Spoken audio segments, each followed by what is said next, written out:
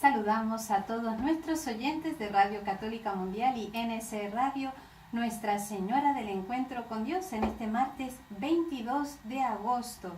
Felices de estar celebrando la fiesta de María Reina, decretada por el Gran Pío XII en 1954, 4 años después justamente de la promulgación del dogma de la Asunción, que estuvimos celebrando la semana pasada. Esa Reina, Señora de cielo y tierra, que es madre de nuestros corazones, inspiración de nuestras almas, aliento y consuelo en medio de este duro valle de lágrimas. Teniendo una madre así tan poderosa, no tenemos que temer. A ella de manera especial nos encomendamos y ponemos a sus pies todas las intenciones de ustedes, que son ciertamente la razón de nuestro trabajo y esfuerzo, y de tantas personas que están pasando situaciones verdaderamente difíciles. Nos unimos a nuestros hermanos de España, que lamentablemente hace tan poco han tenido esta situación tan violenta allá por Barcelona. Estamos todos orando porque hay muchas cosas como esta que se saben, pero también hay otros muchos desastres que ocurren y que no sabemos. Por eso siempre es importante que recemos unos por otros. Santa María, Reina y Madre de nuestros corazones, ruega por nosotros. Un saludo especial a nuestro operador técnico desde Alabama, Jorge Graña, quien nos permite contactarnos con todos ustedes, y a nuestro operador técnico local, Claudio Lecam. Desde la locución les saluda, como siempre, quien les habla, la hermana Marisa Ayala, del equipo NSE Argentina. Dentro de nuestro espacio de Solo el Amor Crea, siempre procuramos tocar temas que nos den luz sobre todas las cosas que se sufren dentro de la vida humana en todas sus etapas, y también el que podamos descubrir los tesoros maravillosos que Dios encierra en esta vida tan hermosa. El tema de hoy va dirigido a la familia, pero no solamente a la relación en sí misma, sino a su relación con Dios como familia y como individuos. No solo es importante el bien de la vida física, porque no solo somos cuerpo, sino también, y más aún, es importante la vida del alma. Vamos pues a hablar de la influencia de la dirección espiritual dentro de una familia y cómo podemos discernir las buenas y las malas inspiraciones que como miembros de ella nos pueden llegar. Para compartir este tema tenemos con nosotros al Padre Enrique López Mesina, sacerdote al servicio de la Diócesis de Buenos Aires, especializado en Teología de la Vida Religiosa en el Instituto Claretianum de Roma y en Teología Moral y Pastoral en la Universidad Urbaniana de Roma, que nuevamente ha tenido la gentileza de acompañarnos. Padre, sea muy bienvenido y gracias por estar con nosotros. Muchas gracias, hermana, a usted, y buenos días a todos. Padre, quisiera iniciar esta entrevista preguntándole si es realmente importante la figura de un director espiritual en una familia. La figura del director espiritual es importante para todo creyente, para todo cristiano. Para su vida personal, para su vida familiar, para su vida profesional, el consejo de un director espiritual es siempre importante. El tema está en que tendríamos que crear nuevamente conciencia de la necesidad de la dirección espiritual. Vivimos en un mundo que va a una velocidad meteórica y como que nos parece que la dirección espiritual podría llegar a ser una pérdida de tiempo. Sin embargo, la dirección espiritual es siempre algo sumamente importante, porque es importante poder leer nuestra vida a la luz del Evangelio. Como decía alguien alguna vez, ¿no? Leer con un ojo el Evangelio, con el otro ojo nuestra vida, y ver dónde se apartan, dónde coinciden y cómo hacer para que coincidan lo más posible. Porque siempre es necesario cuidar, como decía usted al principio, la dimensión espiritual de nuestra vida. Cuidamos el aspecto económico, cuidamos el aspecto educativo, cuidamos el aspecto social, cuidamos el aspecto habitacional, cuidamos el aspecto alimentario. ¿Y la dimensión espiritual? Siempre necesitamos cuidar la dimensión espiritual. Padre, ¿y cuál es la misión de un director espiritual? Es decir, ¿en qué consiste esto? Porque a veces uno dice, bueno, y usted tiene director espiritual y te miran así con cara de ¿eso qué es? ¿No? Nunca en la vida lo he escuchado. Coincide un poco con lo que usted decía ahora hace un momento, como que se habla poco de esa figura y de la necesidad o no que pueda haber de ella.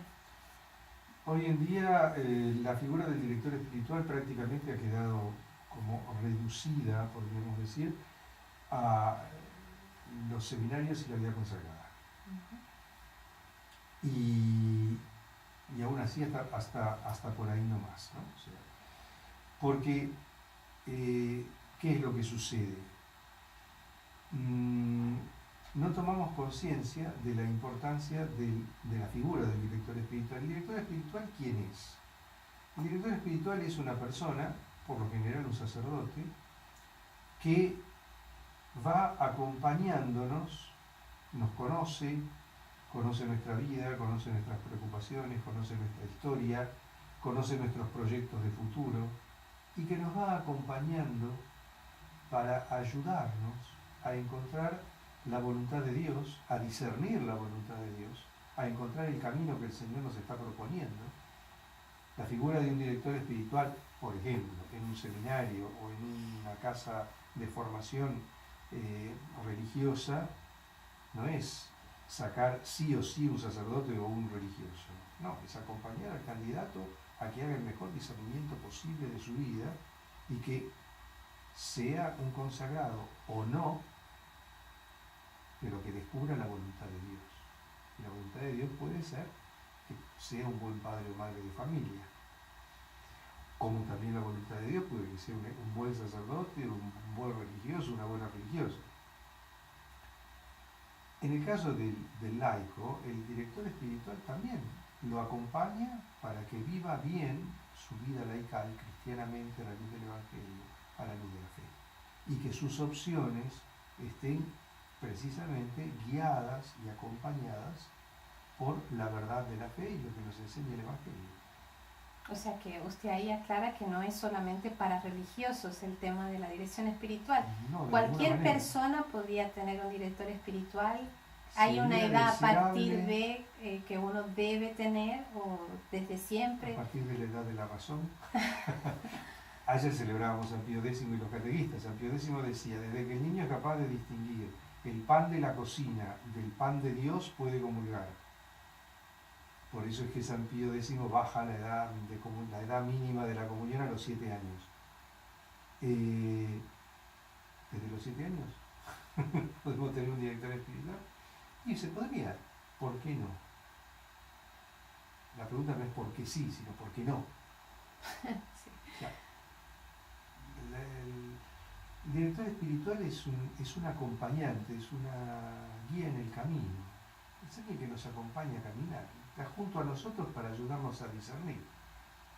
El director espiritual también, junto a nosotros, descubre cosas de nosotros mismos. Porque el director espiritual no las sabe todas, sino que es una persona con mayor experiencia y con un discernimiento de espíritus que nos ayuda a discernir y a descubrir lo mejor. Por supuesto, se puede equivocar, también nosotros nos equivocamos.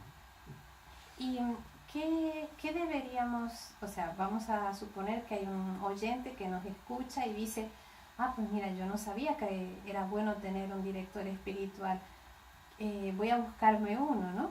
¿Qué debemos tener en cuenta a la hora de elegir la persona que nos acompañará en este camino? Porque no sé si cualquier sacerdote puede ser, o alguien amigo. Teóricamente cualquier sacerdote estaría capacitado para hacerlo. Hay quien tiene mejor carisma o menos carisma para alguna cosa. Hay quien tiene mejor carisma para la predicación y quien tiene mejor carisma a lo mejor para el servicio, para otro tipo de servicios. O para la confesión. El director espiritual, como primera medida, tiene que ser un buen confesor. Pero no necesariamente tiene que ser nuestro confesor. O sea que yo me puedo dirigir con un sacerdote y confesarme con otro. Confesarse con otro. No necesariamente el confesor tiene que ser el director espiritual. Muchas veces por una cuestión práctica, y esto lo digo también por mí mismo, el sacerdote con el que me confieso y trato de confesarme generalmente con el mismo, aprovecho para hacer un poco de dirección espiritual. Pero esto es un problema que viene por otro lado, ¿no? Que es la escasez de sacerdotes muchas veces. Sí, porque a veces que nos resulta complicado encontrar, entonces bueno. Algún sacerdote que tenga tiempo para escuchar a uno el tiempo que uno necesite. Eso también es real. Eso también es real. Otra cosa, no poner limitaciones de tiempo. Lo decíamos del tiempo, ¿no? No poner limitaciones del tiempo. La dirección espiritual necesita tiempo. Necesita tiempo. Necesita tiempo para el diálogo con el sacerdote y necesita tiempo también para ver resultados. ¿Por qué muchas veces no acudimos a la dirección espiritual? Porque la dirección espiritual nos demanda tiempo.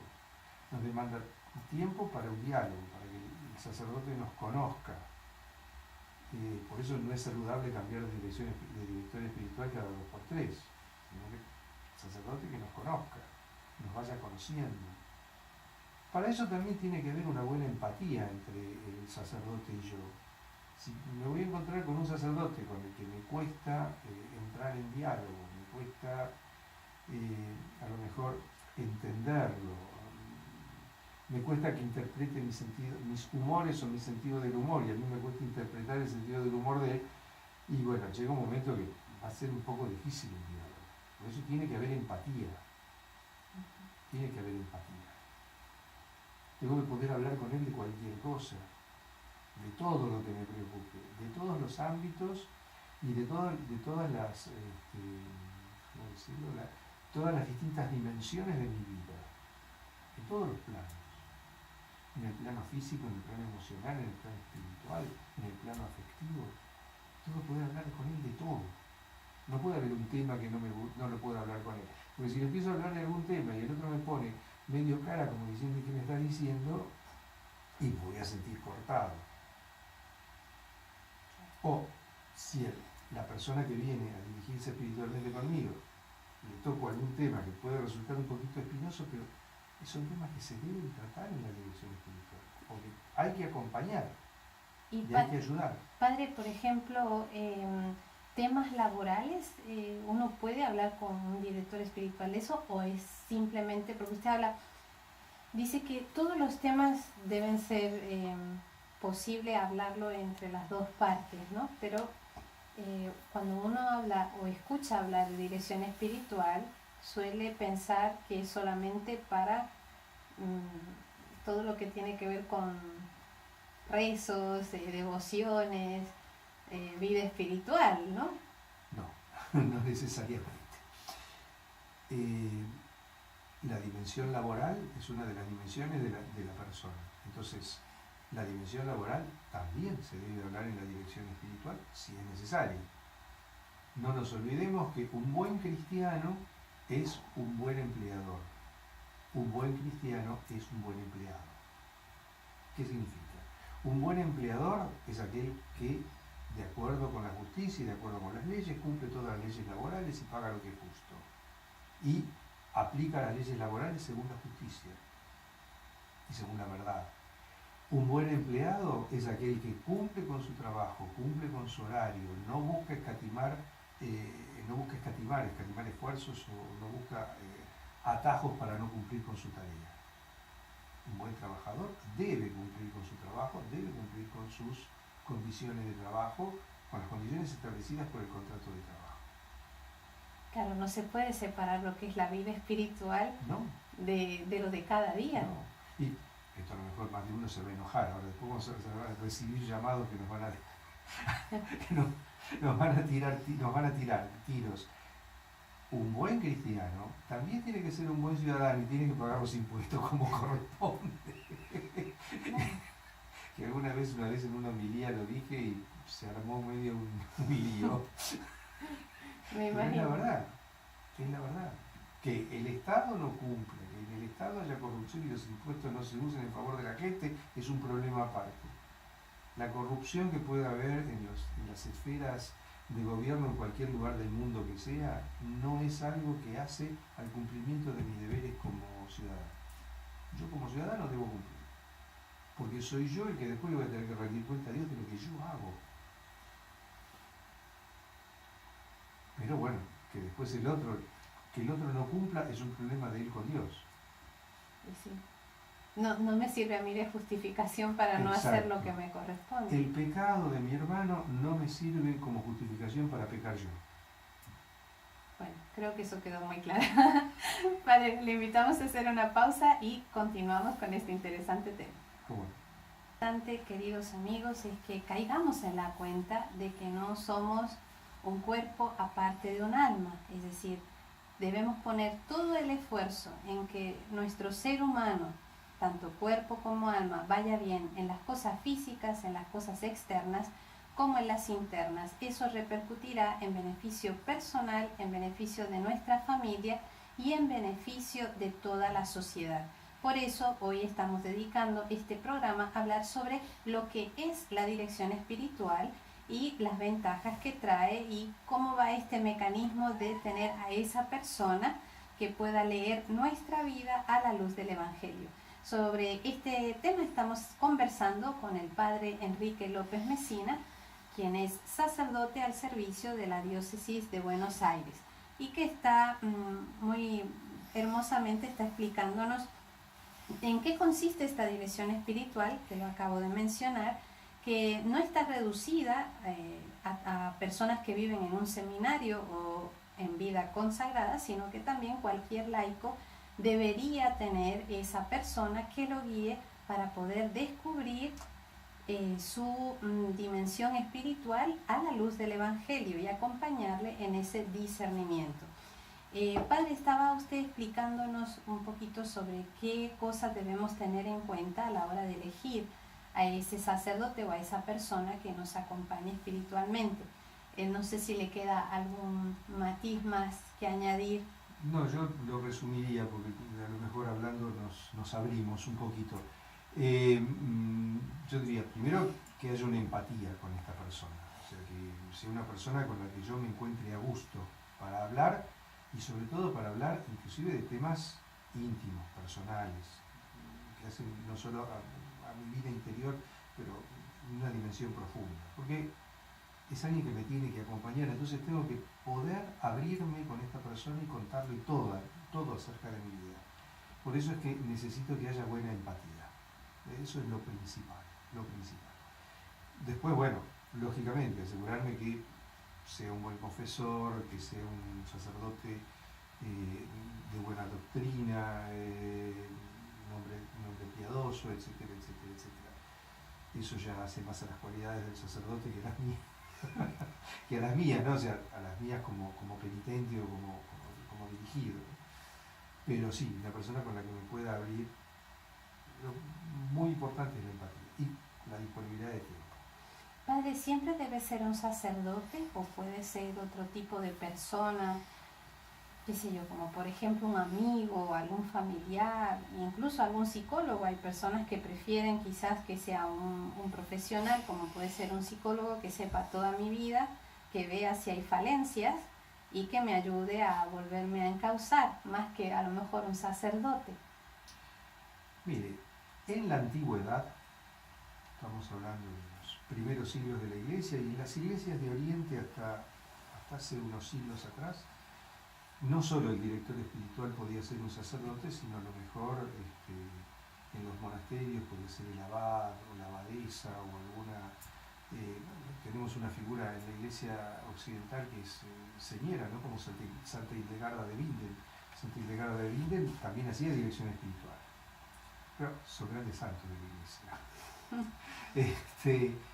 Personas santas que acompañaban espiritualmente a sus hermanos en el monasterio o también acompañaban a gente de afuera, o inclusive en el caso de Santa Hildegarda de Bingen también ha acompañado sacerdotes, ¿no es cierto?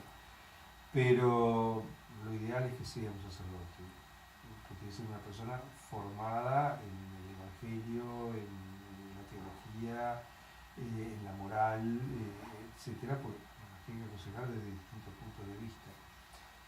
¿Qué diferencia hay entre el sacerdote y el amigo, o entre el sacerdote y el psicólogo? El sacerdote puede también ser amigo y puede ser psicólogo, pero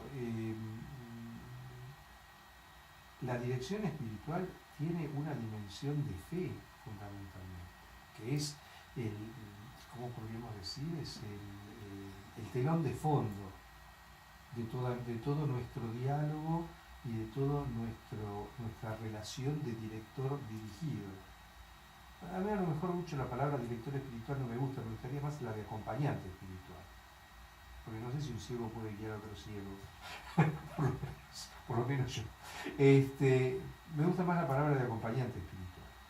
Pero tiene que ser una persona que conozca del Evangelio, que conozca teología, que conozca la moral, sobre todo una persona de fe. O sea, hay psicólogos que son personas de mucha fe y que también acompañan desde el plano de la fe.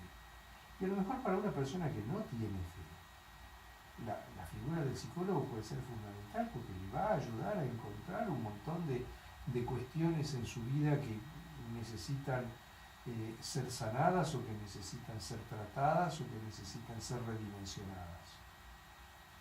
Pero no podemos prescindir nunca del dato de fe para la dirección espiritual, para el creyente. Ahora, eso sí, hay situaciones y hay cosas en las que un psicólogo está más capacitado para llegar a lo mejor que un acompañante espiritual, un director espiritual. ¿Como por ejemplo? Y a veces hay situaciones que no se logran descubrir a través de la dirección espiritual, que son heridas que hacen a la situación psicológica o al contexto psicológico en el que vivió la persona, su contexto familiar, su contexto social, en fin. Entonces, ¿qué es lo que pasa? El psicólogo ayuda a encontrar a lo mejor ese punto doloroso que está en el pasado de la persona, y esta persona después lo trata en la dirección espiritual, lo pone frente al sagrario, pide la sanación de Dios, y el Señor lo ayuda a sanar mucho mejor y mucho más rápido que a lo mejor solamente con un tratamiento psicológico. Un tratamiento psicoanalítico ayuda mucho, en muchos casos. Hace muchos años yo trabajé con un psicólogo y psiquiatra. Trabajamos en conjunto en la atención de una persona consagrada que presentaba una serie de problemáticas. Y este hombre, que es judío, llegado a un cierto momento le decía, no, esto es una cuestión de fe y de dirección espiritual y lo tiene que tratarlo con un sacerdote. Entonces, trabajamos en combinación. Y fue una experiencia muy interesante. No quiero andar, pero digo, no debo andar tampoco, pero fue una experiencia muy interesante. O sea que en ese sentido no es que una cosa excluya a la otra. Bien, se puede tener un director espiritual y en caso de necesidad, por situación X, se puede también tener un psicólogo. Conozco profesionales, por ejemplo, que se dedican a atender sacerdotes o religiosos o religiosas y que llegado a un cierto punto le dicen, bueno, esto tenés que ir a un director espiritual, esto tenés que verlo en la dirección espiritual, porque yo hasta acá llego. O lo mismo en inversa, es decir, un sacerdote puede decir, mira, esto debes verlo con un psicólogo o una persona. Yo más de una vez he hecho divulgaciones. Y sí, porque ahora pienso yo que según van pasando las generaciones, ahora estamos en un mundo tan difícil, sobre todo porque no está esa célula familiar bien instituida como a lo mejor hace 20, 30, 40 años atrás. Y eso trae una serie de secuelas importantes en el psiquismo humano. Sí. Que también es bueno como saberlo, ¿no? Sí. Padre, ¿qué beneficios reporta el tener un director espiritual y cuáles serían los perjuicios de no tenerlo? Lo pregunto porque a veces uno puede decir, bueno, pues sí, está bueno tener un director, pero ¿qué gano yo con tener un director espiritual? ¿O qué pierdo por no tenerlo?